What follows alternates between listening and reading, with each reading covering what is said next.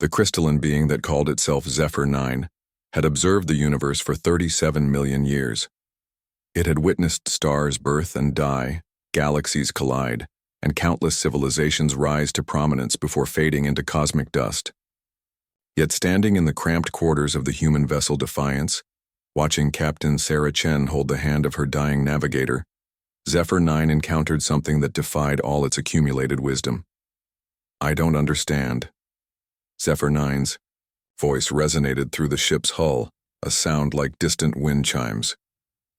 "Lieutenant Morrison's biological functions are ceasing. Why do you not replace him with another crew member?" Captain Chen looked up from Morrison's bedside, her eyes red-rimmed but fierce. "Because he's not a broken component, Zephyr. He's family."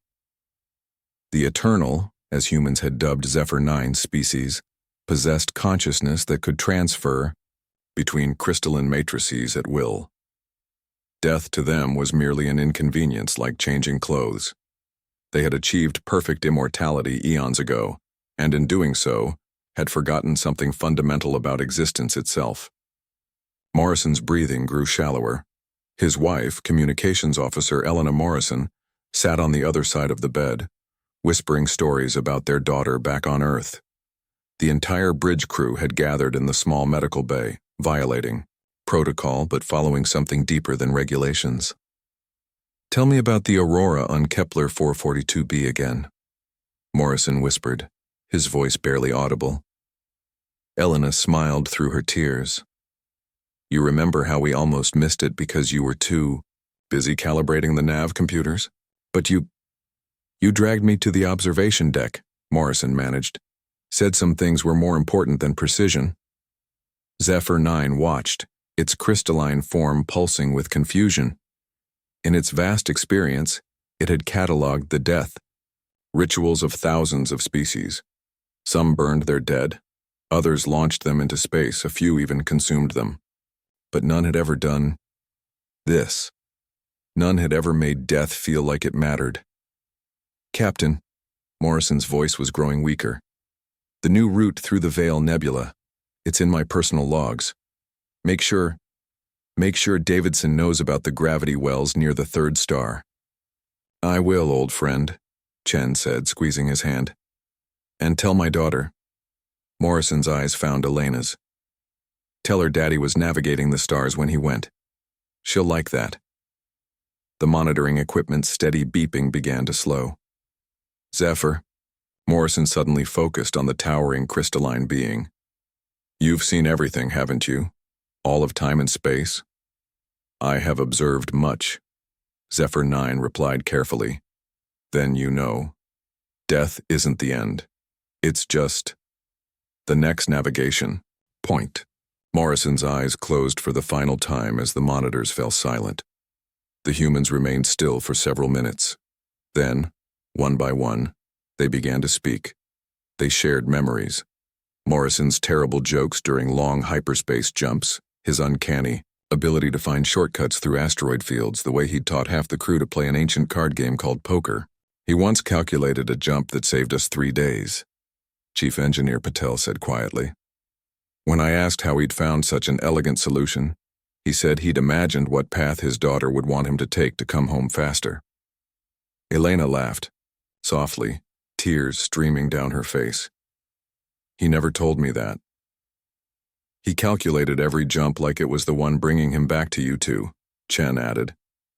Zephyr 9 processed this ritual, searching its vast databases for parallels. The closest comparison was how some species honored their artifacts, but these humans were honoring something intangible, something that existed only in memory and emotion. "I require clarification," Zephyr 9 announced. "Lieutenant Morrison's consciousness has ceased. His knowledge can be partially recovered from ship records.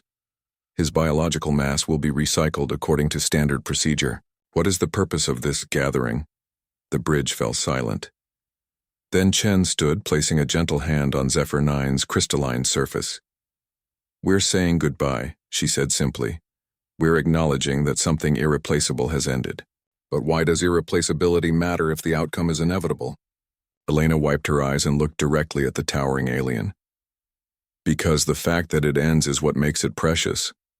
Every moment with him mattered because we knew eventually there wouldn't be any more moments. For the first time in 37 million years, Zephyr 9 experienced something new, a fundamental paradigm shift. It had always viewed mortality as a design flaw, a problem to be solved.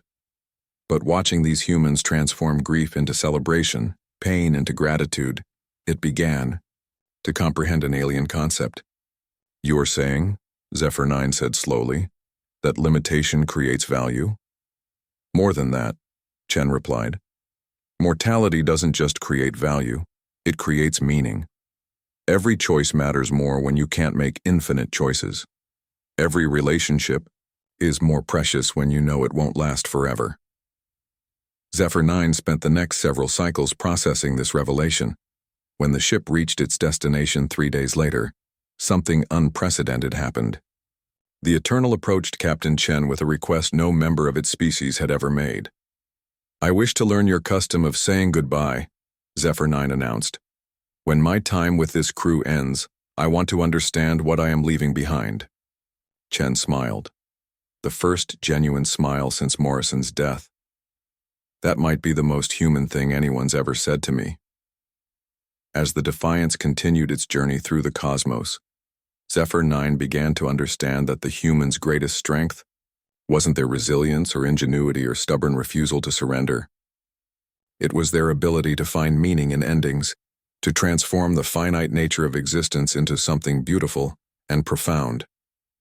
The Eternals had conquered death, but humanity had done something far more impressive.